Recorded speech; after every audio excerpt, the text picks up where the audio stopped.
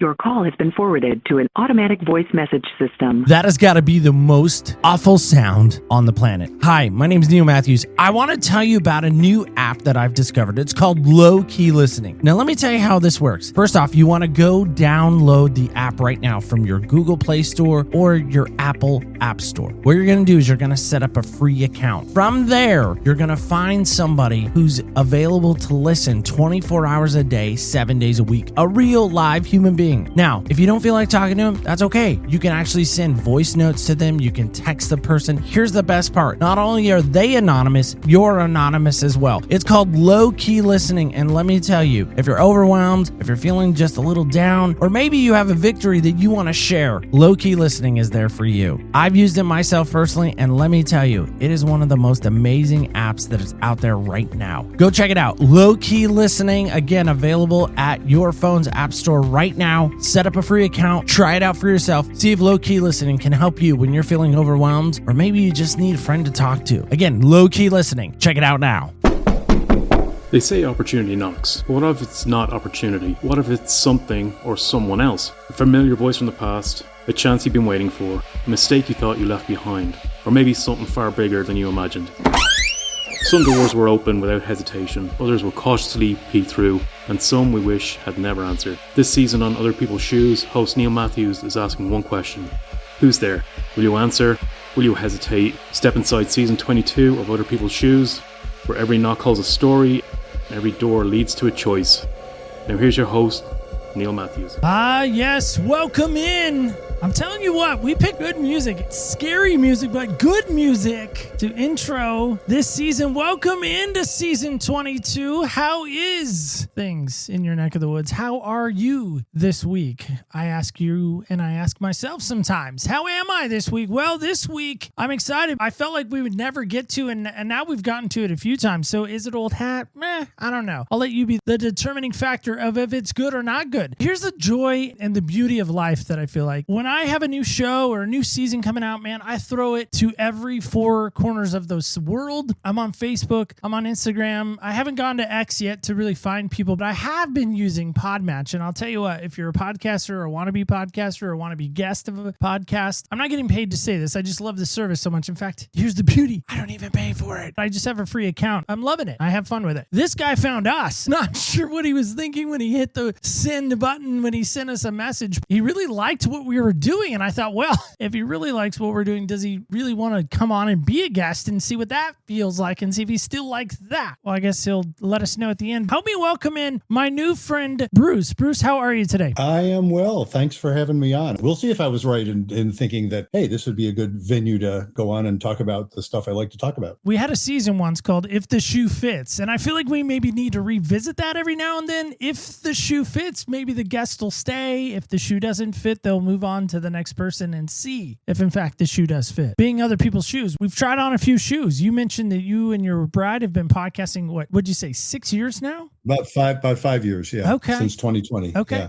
We're coming in on year 7 now. This is year 7 for us. That's impressive. We're going to hit 400 episodes this year. Somebody was telling me, I think as another podcaster was saying, that the most common number of podcasts that a new podcast does is something like 3 or 4, and then they're done. It doesn't catch on. And for those of us that it catches on, I don't know why you do it. I know we do it because it's fun. It's fun, and we learn a lot, and we get to meet all sorts of interesting folks. Same reason I like to be on other people's podcasts too. I have interesting conversations. I learn a lot. It's a lot of fun. I heard if you get to 50 now, that's the new mark for new podcasters starting out. If they can get to 50, they can somewhat last. And when I started, granted, all those 7 years ago, 100 was like, oh my gosh, if you got to 100, you were something special, because there were very few that were doing that. And I talked to Alec, who runs Podmatch. He's the CEO person that runs Podmatch. We celebrated our 6th year, and so every year we kind of do a birthday episode. And I had Alex come on and talk about podcast stats and how often people make it to benchmarks and things of that nature. And he messaged me privately and he said, Neil, I don't know if you know this, it's becoming more and more rare for shows to even get to 300, if not beyond. It's so rare. Sure. The independent ones, not the celebrity ones, not people like that, the Joe Rogans of the world, the little guys, if you will, like you and I. To me, I would just encourage you and your wife. I'm excited to hear that you guys are having fun with it still. And I'm going to make a joke here, and it's meant to be funny. I hope you'll take it that way. But a guy of your age. Yes. Yeah. Hey, no offense taken. You're not 46 like I am. I will say I'm 74. I'm still astonished at that. I look in the mirror and I say, what's my father doing there? It's a little odd. I don't feel, well, I guess I do feel 74. This is what 74 feels like. Yeah, we're still doing it, just enjoying it a lot. We have guests about a little over half the time. The other half the time is just me and my wife. And we talk about, the name of our podcast is Couples Therapy in 7 Words. It's all about couple stuff, anything to do with couple relationships. That's what we talk about. Because I'm a couples therapist. That's what I do. My wife is a retired educator, so she's not a therapist. And that actually kind of helps our little dynamic going. We'll say I'm the therapist, she's the real person. Like if we have guests and I'm sort of nerding out with the guest, if we're getting all,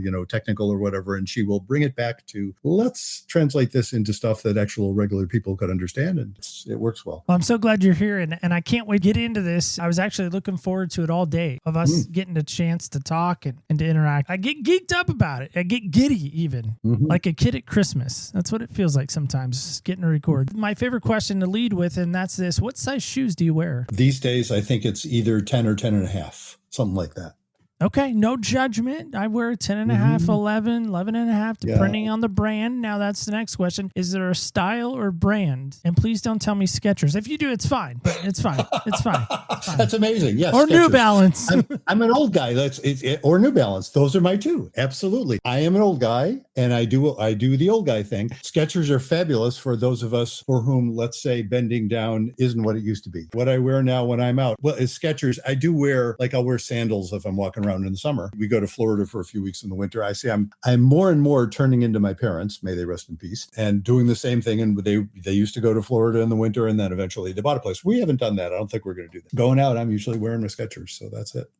My friends make fun of me because they say, Neil, what are you going to do if a shoe company ever comes and wants to throw money at your feet and say, you have to endorse our shoe? Like, Michael Jordan endorsed Jordans for so long, or Nikes. And I said, well, my luck, it would be Skechers or New Balance, because those are the two shoes I can't stand. And they'd be like, listen, we're going to give you lots of money, but you have to wear the New Balance or the Skechers, and you have to talk nice about them. I'm like, keep your money and your shoes. I don't want them. And my friends are like, you're dumb. You would take that money in a second. I'm like, no, I wouldn't. It's principles. You can tell my main thing is not exactly style. Oh, I couldn't tell that, Bruce. Wow, that's so... You'd have no way of knowing that, of course, just to look at me. I'm obviously a fashion plate. A fashionista, I think they would say. Yes, a fashionista, yes. My wonder and my curiosity is this: when you heard us talking about this idea of who's there and someone at your door, why or how did that resonate with you, and how does that fit into Bruce's story? In terms of the stuff that I like to come on podcasts and talk about, my most recent book, I've written 3 books on couples topics in general. My most recent one, which I will hold up in a shameless plug here, is called Betrayal and Forgiveness: How to Navigate the Turmoil and Learn to Trust Again. If you think about betrayal as somebody knocks on the door, you're opening it thinking that, oh, that's the pizza I ordered. And instead of a pizza I ordered, in walks one big load of awful. And that's what betrayal is. So many of the people that I work with as a couples therapist have been through that. Start off, that's how they're feeling. They're feeling like, what was on the other side of that door? It's not what I was wanting. It's not what I was expecting. Now I have to cope with it. I find it really inspiring to deal with folks, so many couples I've dealt with, who find ways of surviving it. I don't mean they all necessarily stay together, because they often don't. If it was, something like infidelity or something like that, they often do. In doing it, often they end up grateful for the struggle. And I just find something very inspiring about that. Has betrayal ever been part of your story? It has. Yeah. The marriage that I'm in now, I've been married for 21 years to my wife, Judy Alexander, and it's a second marriage for both of us. My first marriage, both my ex and I went on to marry really wonderful women, and we're both a lot happier that way. That's how that turned out. Along the way, certainly what I experienced certainly felt like betrayal in a lot of ways. I had to learn to cope with that. I came myself to be really appreciative of what I learned going through that. It certainly helps that it turned out really well for both of us. We get along fine, and we're both a lot happier. To have gone through such a painful period and emerge out the other end, learning an enormous amount, is something I found really inspiring. And really, that is what, going through all of that is more or less what got me into doing clinical work. My PhD in psychology wasn't on the clinical side. It was on the research side. I used to be a statistician, actually, before I was a psychologist. Got interested in the clinical trainings a few years after I got my PhD. I went through therapy myself, both individual with a few different people and couples with a few different people. Looking back on it, some of it was good and some of it was bad. I would judge it now as an experienced therapist myself. I learned from all of it. I just found something of a calling in feeling like, wow, I want to be part of this process. The stuff I was doing before, I was good at. It was fun. It was fine. This really felt more like a calling. This felt like this is what I'm here to do. So if I'm hearing you correctly, your first wife basically left you for another woman. Did I understand that correctly? Yeah, basically, essentially how it ended up. You could say it's a little more complex than that, but yes, essentially that's what happened. She figured out that's what she needed. That's a painful thing to go through. As a man,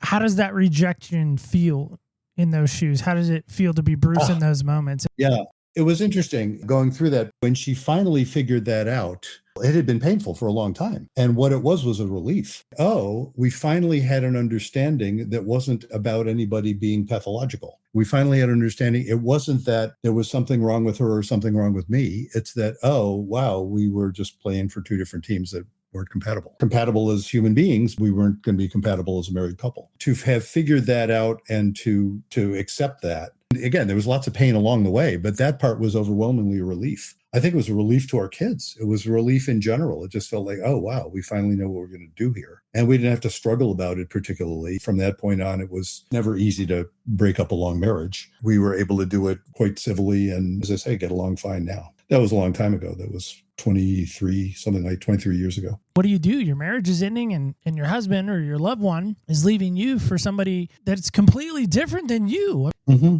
Some people say that. For me, it was the other way around. Do you feel like it would have made it easier or same? Or no. You don't know? I think it would have been harder. Harder? Why harder? Yeah, if she had left for a man, it's like, well, that is somebody I could have been. The ongoing story was there's something wrong with one of us or both of us or something. And this was a story that said, oh, there's nothing wrong with us. There's sexual orientation. And it depends on how you view the whole concept. But sexual orientation, from my perspective, is something that is, generally speaking, pretty baked in. There's variation on that theme, more variation in women, I think, than in men. It's pretty baked in and there's not too much you can do about it. It's fine if everybody doesn't freak out about it. And we didn't freak out about it. It wasn't an issue for us. It wasn't like it was causing some sort of social stigma where we live. It's not a problem. That part was a lot better than it could have been. As I say, our kids were fine with it. At the time, our youngest was just about to turn 18. And then we had two older ones, one in college and one just out of college. What they noted was both mom and dad seemed to relax a lot. And then as we've gone on to marry other folks, they've noticed both mom and dad seem a whole lot happier and they seem to like their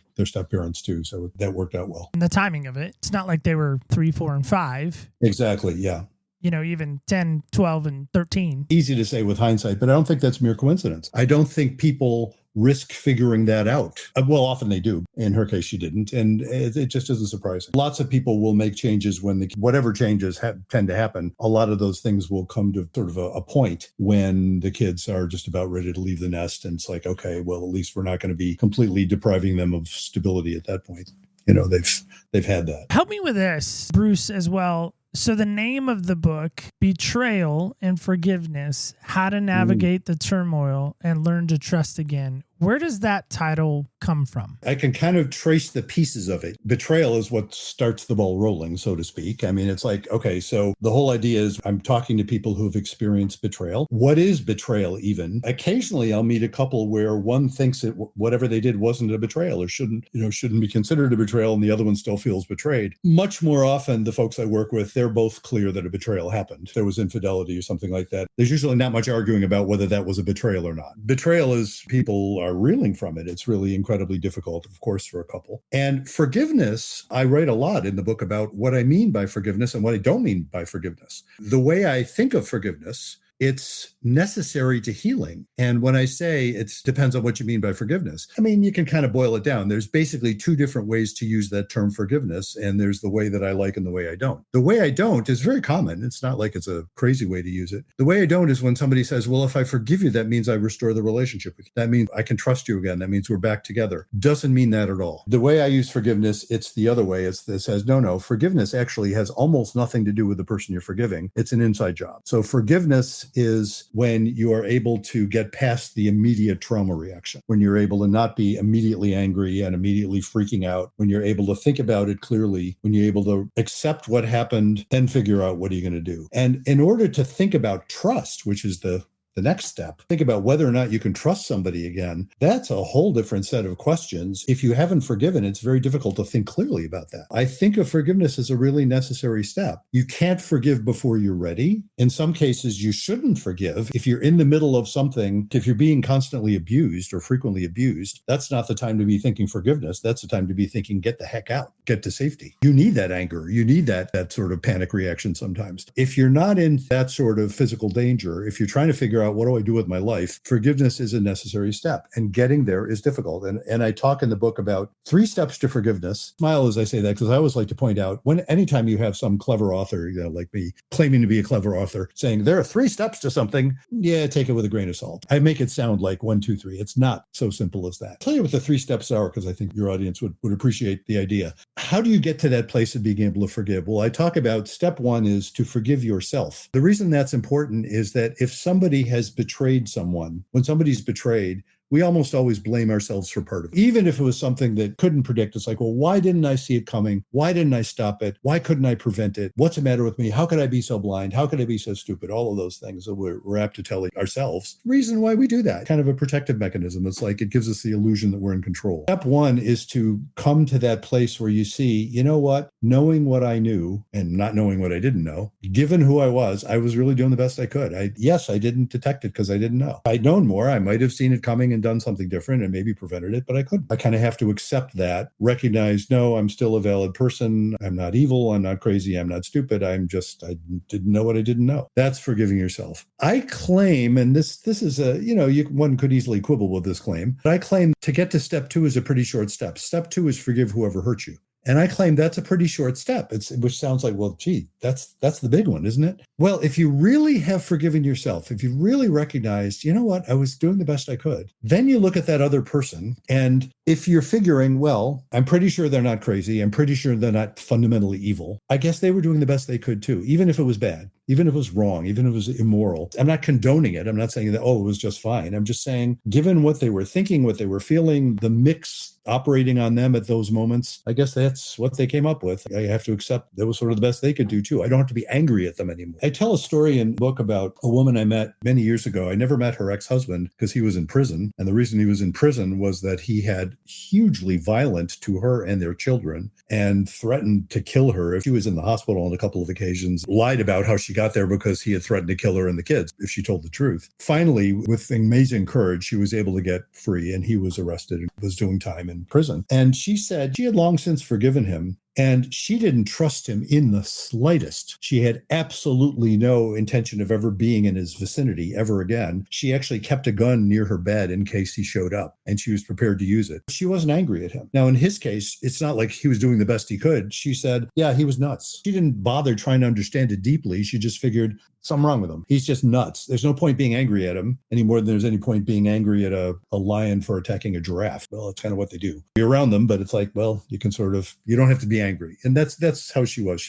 That's what I mean by forgiveness. She was able to extend that to him. She didn't get upset about it. She was just really careful. That's step 2. Step 3, you're religious and have a religious audience, so you'll appreciate this step, although it may sound a little backwards to you. Step 3 is forgive God. Now, why do I say you have to forgive God? No, wait a minute. We need God to forgive us. We're the ones who mess up. Yes, of course. We still need to forgive God. So many times people are just so angry at what? God, the universe. Who do you get angry at? That this sort of thing happens. The classic question that theologians ask, why do bad things happen to good people? If God is good, how could this happen? And the usual answer, and I'll tell you, this answer doesn't quite do it for me, but I'm not a theologian. I guess that's probably good. The usual answer is, well, free will. You got to have free will. And if you have free will, then you have to be capable of doing good and evil. And it's the whole mix. And good doesn't mean anything unless you can do evil. And I get all that. Doesn't do much good for somebody who's just been badly hurt. That phenomenon of accepting, we don't have a God's eye view of the universe. Everything's connected to everything else. We're just going to have to accept there's some basic rightness to the whole business, even though often it sucks. when you are able to do that, that's when you can let go of that sense of anger and blame and everything else and just say, all right, now what do I do? Let me work with this. And of course, the word I apply to that feeling is faith. That's what I mean by faith. When I talk about faith, I'm not talking about any particular religious faith, although of course it fits well with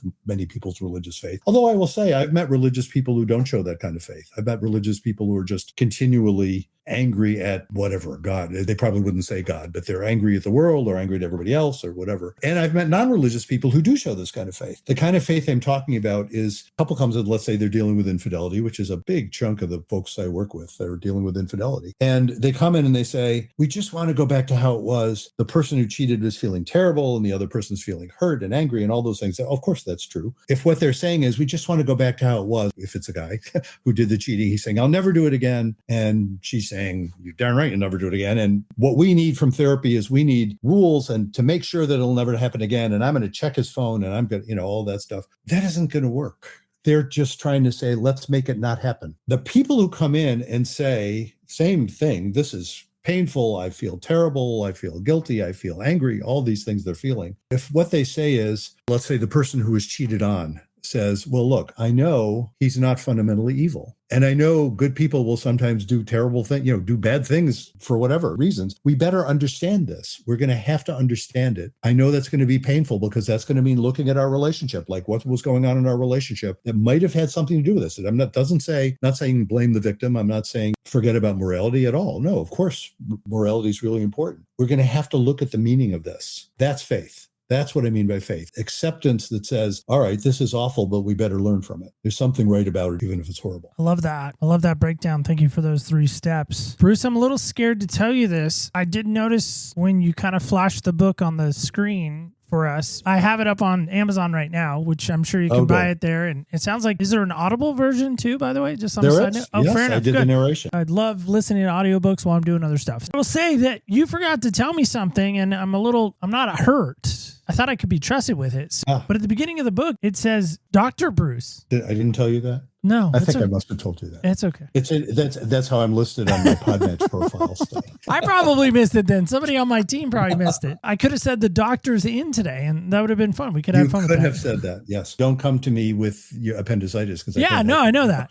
I know that. Listen, I get it. You're the perfect kind of doctor. A couple of things I want to get to on this marriage thing. My wife and I are coming into our 25th wedding anniversary. Oh, lovely. Congratulations. Thank you. We met at 1997. I feel old every time I say that now. Tell me about it. Every time I'm like, 1997. Oh, that was a long time ago. That's when we started dating. December 12th, 8:15 in the morning. Yeah, I have it down. Got engaged November 21st, 2000. And then we got married August 18th, around 7:45. We finally said I do. I mean, I got these dates down, Bruce. Yeah. I can't tell you what I did at work today, but I can tell you all those dates. Yep. I can also tell you about the Red Sox, but I can't tell you what I did at work today. Here's the thing that I've discovered in even our marriage of 25 years. Disney, Hallmark, Lifetime, none of those people have called us to ask us if they can do a marriage profile on us, make a movie after our marriage. At least not yet. They haven't called you yet. They're not gonna when I tell you this next part. I was a pastor. I got licensed. I got credentialed. It's my show. I can say this. I pissed it away. I threw it away because my eyes got off of my wife. They got off of that young, loving, at the time, 17-year-old girl that I fell in love with. My eyes got off of her and they got focused on other things. Now, granted, I never had an external marital affair physically in the physical sense, the emotional and the spiritual sense. Yeah, my eyes and my energy and my efforts gave it away. And so I'm curious. And again, I don't need like it's Betty, it's Bobby, it's because I know you can't do that. And I would never ask for that. Statistically speaking, I'm going to lean into your statistical background. It's interesting that you bring that up too, because I want to lean into that. Statistically speaking, how many couples that you help or ministered to, whatever word you want to use there, have come in saying that pornography has been a part of their marriage in some form or fashion? It's a good question. I don't know. First question, certainly seen it. I don't recall. It's not huge, but it's not tiny either. That really narrows it down specifically, doesn't it? I don't know. I certainly hear about it a fair amount. where it's almost always a woman who is saying, I discovered that my husband was looking at porn. Almost never the other way around. I don't think I've ever seen it the other way. Men like to do that and women don't. Women don't like it and men are drawn to it. Those numbers are rising on the women's side, which is crazy. I know lots of couples where both do, or they'll do it together as sort of part of their play. In terms of it being something that is causing conflict, I haven't got a hard number for you, but I certainly have seen it. It's not that unusual. Yeah, I guess that's what I was curious about. Is it rare? Is it a lot? Not rare. Is it all the time? I guess I was just trying to figure out. It's not rare and it's not dominant in my experience. Fair enough. So it's kind of middle of the road, walking through that type of experience for myself personally. I don't know how she felt. I only know how she told me she felt. I don't know what it felt like to be her. We weren't in different shoes in that sense. Like she didn't do that to me, and so I don't know how she felt ultimately. I only know just by reading her body language and reading her reaction, and it wasn't good. She wasn't happy. Mama ain't happy. The betrayal part of that and the forgiveness part of that. Now, the flip side of that, I walked through that in a church setting again. And one of the key questions, we were going to this church, the key question that the leadership of the church asked, I think one of the hardest questions I think my wife's probably ever had to answer. I mean, again, I'm projecting. I don't know. I've never asked her this, but I would imagine they asked her, could you ever see your husband as a pastor again? Ah, wow. It's a hard question to answer. Yeah, what did she say? Yeah, cliffhanger. She did answer it. She did say yes. She said, yeah, I do believe I can. That let me know that, hey, forgiveness can be on the table. I was going to say, I was sitting there during that moment of cliffhanger, hoping that's what she said. Right, yeah. Sorry, I didn't mean to leave you hanging. If pastors can't be forgiven for being human and sinners, who can? I understand there are things that would disqualify somebody. I don't know. I guess it would depend on the person. I wouldn't put looking at porn as disqualifying somebody. I would say maybe abusing a child or something like that. I would say, oh my God, we can't let you be in that sort of position. Sure. But in terms of something like looking at porn, which is incredibly common, I'm glad to know that forgiveness is possible. Again, going on that same thread of the idea of betrayal and forgiveness and maybe stepping away from the marriage element from a minute and just thinking of two friends, perhaps, or maybe even two family members, where again, there's betrayal, there's the forgiveness. Betrayal could even be maybe you can't forgive dad because he had an external marital affair. Examples in my book, by the way, of lots of those you just mentioned. It's not just couples. Right. Married couples. It's also parent-child, parent-adult-child sorts of things and stuff like that. And siblings I have, and friends and business partners I have as well. Can't wait to hear that. I think those key things are great examples to walk through. The challenge I'm running into, again, the season that will follow this season that we're in right now, called Who's There, is a season that I'm kind of excited about, but a little bit scared as a creator. And here's why. The season is called The List. And the whole idea behind that season is I did a 4-day fast last year. And in that fast, I was going through some stuff at church, like, should I stay? Should I go? I'm really struggling with leadership. Again, right in the line with what you're talking about. I felt a lot betrayed. I felt like I couldn't forgive some people. I was really struggling. God, Jehovah. I call him God. So do I, by the way. Thank you. I didn't know what the Jewish people call him. I was like, is it Jehovah? Is it Jehovah Jireh? I don't know. In this fast, and I was asking God every day, God, just tell me what to do. Just tell me what to do. And I got done with the fast, and my wife's like, very lovingly, like, hey, what do you feel like God showed you? What do you feel like you learned? Do you feel like you have direction? I was like, I know this is going to sound crazy. I said, I know you're probably not even going to like this answer. And she's like, what? What is it? And I said, I think I've been keeping a list of people that have wronged me. Ah, yes. And she's like, are you serious? That's what you got on the fast? And I was like, yeah. And you know the number one name that's on the list? And she said, what? And I said, I think it's God. Wow. I've been lying to myself that I'm not mad at him. Man, I am. And I think when I'm around people that just love him and want to be around him and hug him, I'm like, I don't want any of that. The dad that hurt you or the mom that hurt you, the person that's supposed to be that loving, caring, again, Jehovah Jireh, right? The great provider. And you're like, no. So I love that you said in that step 3 was being able to forgive God, because that just spoke to my heart so much, Bruce, truly more than you know.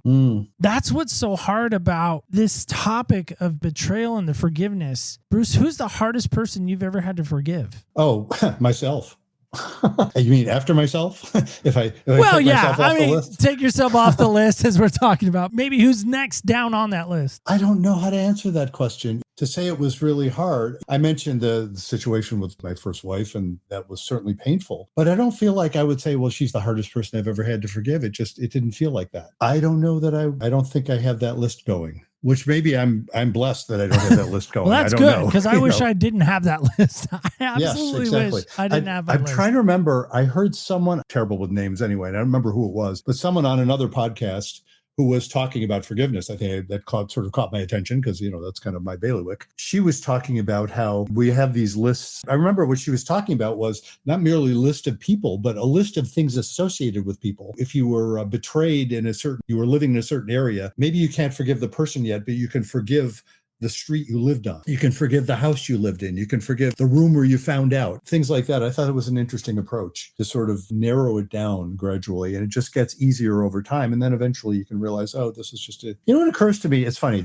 I wouldn't put these in anywhere on a list of people I've needed to forgive, that when a kid grows up, they realize early on, they just think of their parents as more or less God. They know everything and they control everything, and that's there. And you hope, of course, that they're benign, that they're nice to them and they provide for them. And then they realize somewhere along the way, especially when they get in adolescence, that their parents are full of baloney, because we are. Let's face it, we often are full of baloney. And then over time, as they get older, especially as they get into like their 20s, and then especially if they have kids themselves, you realize, oh, you're not like totally full of baloney. You're just regular old people like everybody else is, doing the best you can. That's what forgiveness is. That is forgiveness. So to reach that stage of forgiving your parents, it's very similar, I think, to forgiving God. It's sort of like, how come you brought me into this world and didn't prepare me for these things? Well, guess what? You can't prepare people for everything. And over time, you realize, oh, you're just human beings with your struggles like we all have. Okay, that's a sense of forgiveness. I think some of the hardest people I've had to forgive really is my parents, my siblings. Mm-hmm. Growing up in church, hard to forgive some people there. They're church people. They should know better. They should be better. Know better, be better. And it's hard. Let's just face it. People suck.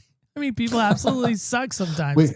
We are all capable of sucking and sometimes do. That's the way I like to think of it. Yes. The thing I love about what you're talking about is to me, forgiveness is possible. Mm-hmm. Yes. Yeah, that's crucial. I'm trying to think of somebody that I've met over the years, wowed me with their ability to forgive. And the only one that ever keeps coming to my mind is Kathy Sanders. She was a guest we had on. Her grandchildren were killed in the Oklahoma City bombing. Oh my, wow. And she leads off talking to me saying that she forgave Timothy McVeigh. Yeah. And she befriended Terry Nichols, you know, and I'm just like what? You remember that awful shooting in Charleston a few years ago in the church in Charleston? Yeah. Where a guy walked in, a white supremacist guy, and he walked in and he sat with them studying the Bible and then murdered a bunch of them. It was like 2 days later at his arraignment, some of the relatives of the people he had killed came in and said they'd forgiven him. Yeah. I was very moved by that. Yeah. And, you can't do that without an enormous amount of faith to be able to do it. And that didn't mean they just let go of their suffering. Of course not. They were realizing they didn't want to let it poison them. And they were able to turn that over to God or whatever, however they would say it. But they were able to get to that. And it's really moving when people can do that. In your mind, give me the number one, and I can probably guess it, outside of forgiveness, what maybe is the number one trait to have a successful marriage in your mind? That's easy. Faith. Okay. Speaking to an audience such as yours, you may think, oh, you mean like being Christian? And I'm saying, nope.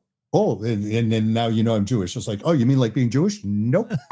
It isn't any particular religion. I don't mean that. I mean faith in the sense it's very, very much almost identical to when you said forgiveness is possible. That is a statement of faith. That somehow here we are, we're in the world, however you want to say that, God made us, God created us, whatever, however you want to put it, recognize that we have tantalizing sense that we have some control. Well, then something like betrayal happens and we realize, well, we don't have all that much control. We only can control what we can control. It's not that much. And somehow to recognize that this can be meaningful anyway. That's what I mean by faith. To have a marriage work requires enormous amounts of faith. We have, I realize you're not using the video, but we have it on merch. The 7 words, I mentioned that our podcast is called Couples Therapy in 7 Words. Well, the 7 words are be kind, don't panic, and have faith. And I formulated that motto, decades ago. Somebody asked me, how do you do couples therapy? And I said, well, I think this is more or less what we're conveying. Obviously, it's not the whole story. It's be kind in the sense of kinship. You're going to want to stay in a marriage if you sense that you are with kin, that you're in it together. It's not just about being nice. It's about being that,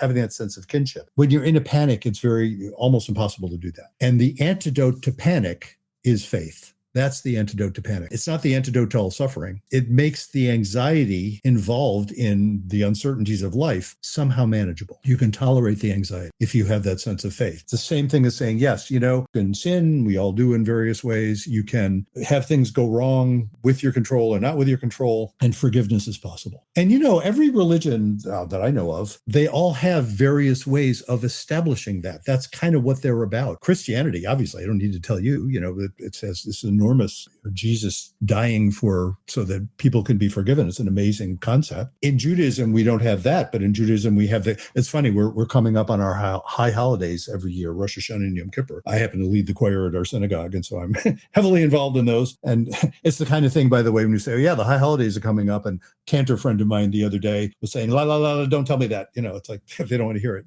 because it's a huge amount of preparation and work. It's also a beautiful set of holidays that are all about repentance and forgiveness. That's what they're about. And the day of Yom Kippur, you mentioned fasting. The day of Yom Kippur is a day where you fast actually 25 hours, no food or water. It's just a total fast. That is a day that itself, in Jewish tradition, it says, yeah, if you come into this right, if you come into this in the spirit of, if you prepared this by doing the best you can to make up with people you've wronged, or to ask for forgiveness, or to try and do things right, then when you come into Yom Kippur, the day itself is this day of you're cleansed. It's a solemn day, but it's an up day. It's not like mourning. There are other days in the year, especially one we just had a few weeks ago, Tisha B'Av, which is all about, it's a day of mourning. It's commemorating horrible things that happen. Yom Kippur is a beautiful day. It's a real up day, even though you're not eating or drinking all day. And Yom Kippur, just to help me, is the Day of Atonement. Did I get that right? That's the Day of Atonement. Yes, exactly. Christian faith, or evangelical faith, maybe even,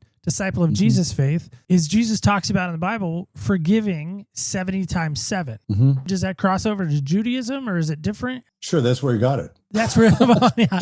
He was Jewish, after all. Right? I mean, look, from a Jewish perspective, was Jesus? He said all these great things. Hold on, Jesus was Jewish?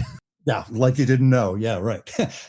Yeah. But that's what I was wondering. Does that translate? So it's basically one and the same, or it is the same, or same idea? There are look, it's the Judaism of Jesus's day has evolved a lot, and the Christianity of Jesus's day has evolved a lot. So obviously, there's lots of divergence and, doctrinal divergence and things like that. But in terms of things like the importance of forgiveness, the fact that God could forgive, that's a very central Jewish idea, as it is a central Christian idea. Again, that's not mere coincidence, because they have common roots. So, of course, yeah, that carries over. I just was curious if it translated over, because again, I've never really talked to anybody that's really Jewish before, so this is kind of fun too. Go. So like a double-edged sword in a sense. See, that's the thing about being in a minority, is that I've talked to lots of Christians. I've talked to zillions of Christians, but I have met other Christians who have hardly ever talked to any other Jews, so that's always interesting. I'm fascinated. Christianity has Jewish origins, Jewish roots in my mind. Yeah, of course. So who's the chosen people? Is it the Jews or the Gentiles? That's what I don't even know. Just kidding. Depends on how you define it. We won't go there. Kidding. Just joking around, Bruce. You can buy the book on Audible. You can even get it on Amazon if you want to touch it, feel it, love on it, and circle it and highlight things. If somebody wants to know maybe more, do you guys do Zoom type meetings, or do they have to be in Vermont to take part in your I'm the therapist. Judy is not a therapist. So okay. I'm the one who sees couples. I do coaching all over the world. So anywhere, it's all by Zoom. It's funny, even the folks I see in Vermont, I see by Zoom now. I switched over at the time of the pandemic. We were a couple of months, that we shut down the office, and I'm still part of a group, but I don't have an office there anymore. And we shut down the office. A few weeks in, I said to my wife, I really like this. I'm not saying I like the pandemic. I didn't like that, but no one liked the pandemic. I don't care who you are. No one liked the pandemic. But I liked the telehealth thing. It was incredibly convenient. You could say, well, you sort of lose some things, I guess, in terms of not being physically present with people. In terms of the kind of work I do, it's fine. It works out fine. And it's really convenient. The couple they could each be at their own work and not have to take off work time and not have to travel to an office and all that. And my commute is approximately 10 steps. So we converted the kids left the nest. We converted one of the bedrooms into my office, and here we are. That's awesome. So it doesn't matter where anybody is. They can reach you if they're interested in maybe learning more about how to be a better husband, better wife, better whatever. Oh, sure. Yeah. You're willing to offer that up? Oh, yeah. I do work with, mostly with couples is what I work with. If there's a couple that is going through some struggles and they want some help with, that's what I do. They can find me at my website, which is brucechalmer.com. If you spell my name right, you'll get it. BruceChalmer, brucechalmer.com. If you go there, and you'll have all information about my coaching practice or couples practice. And also my books are there. And there's a link there to the podcast. The podcast has its own website as well, but you can get there via my website as well. And I've got a bunch of videos on there and all kinds of stuff. So I heard you're really big on TikTok. Did I hear that right? No, I tried a little bit, old guy that I am. I actually did post on TikTok for a while, but I finally said, nah, I just couldn't keep up. I thought I saw you dancing on one of the TikToks, no? Oh, yeah, that's what everybody wants to see is me dancing. Yeah, that's what I thought, That's what they want to see, yeah. Just reiterate how much I really loved the 3 steps that you gave. Well, again, Bruce, thanks so much for being here today. Really appreciate you. Really love the match with Podmatch. Clearly, they got something right. I'll have to tell Alex that next time I talk to him. Appreciate that. Thanks for having me on. All right, guys and gals, kids and campers alike. I know. It's sad time. It's bad time. It's mad time. I'm running out of rhymes. It's tad time. All right. It's dad time. I feel like we were just in dad's shoes, by the way. No New Balance were harmed in the recording of this episode today. Maybe something else was harmed. Maybe your heart was harmed a little bit, huh? How's your marriage? Like scale of 1 to 10 right now. 10 being Hallmark's calling you and you're ignoring their call. 2 should have a disaster movie. Somewhere in the middle. What's your number? Like yell it out right now. Just in your car, in your headphones, whatever that number is. Just people will look at you funny. It'll be fine. Just yell that number out. Ready? 1, 2, 3, yell it. Okay, I think I heard you. I'm going to put mine at an 8, cruising towards a 9. There's ways I could get better. There's ways I can be better. I have some ideas on that, and I bet you Bruce does too. If you'd like to hear my ideas, you can let me know, and I'll share mine, and then you can share yours at opspodcast.com. It's a great place to let me know. You can also let me know on the socials how your marriage is doing and maybe what you're going to do better this week. Let me know. opspodcast.com, as I mentioned, and then, of course, the socials at OPS Podcast Show under Facebook, Instagram, and X. Oh, yeah, and don't forget this. This is probably the most important thing of the show. Walk away with this. Remember, when you walk in other people's shoes, you really do get a different perspective on life. I want to thank you so much for listening. And guess what? That's right. Stay tuned till next week when we walk in other people's shoes.